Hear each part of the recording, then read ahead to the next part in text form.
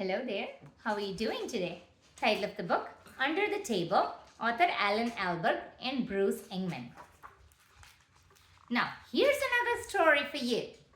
Full of such fun and exciting stuff. You will surely love it. Under the Table. There was once a girl. Elsie, her name was. Yes, Elsie Cannon. She was a little girl.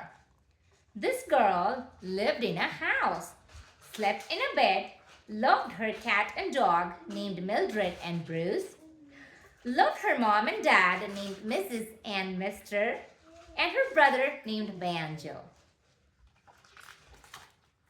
One morning, Banjo was helping his dad wash the car. Little Elsie came running up.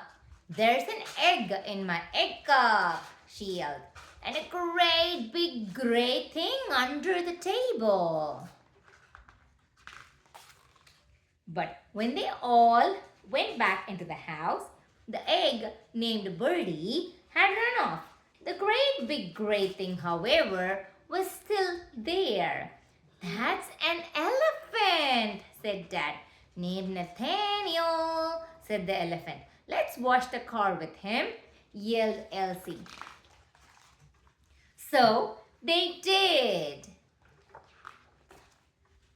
Later that day, Banjo was helping his mom unload the car, all full of groceries. Little Elsie came running up.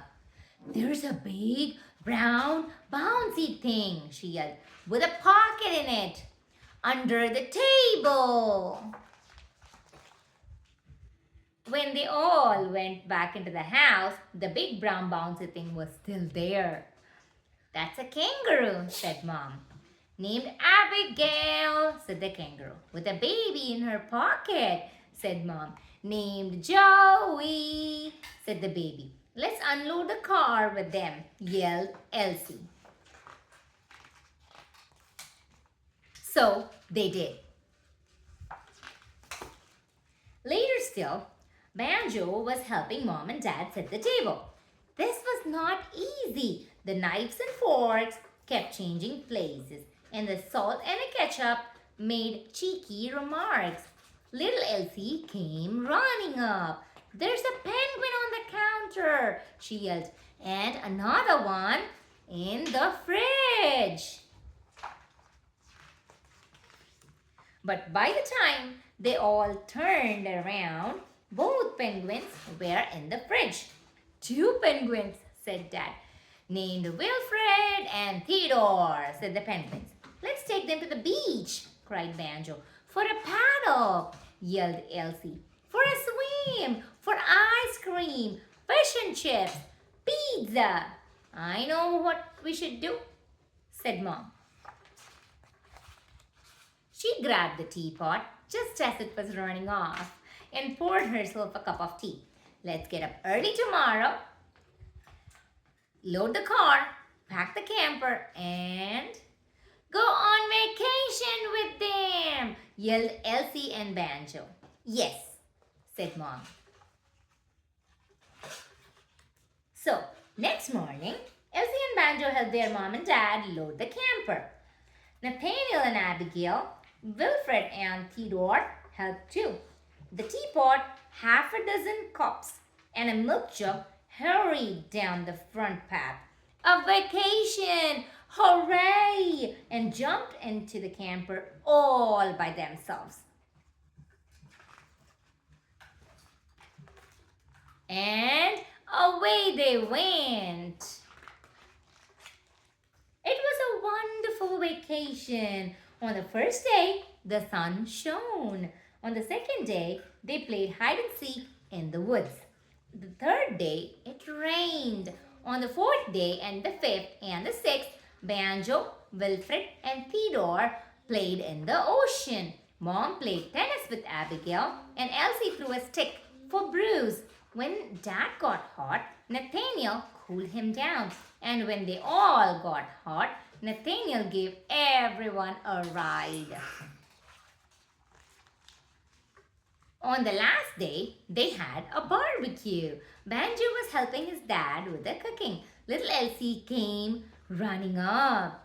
There's hundreds and hundreds of microscopical little thingamabobs, she yelled, under the table.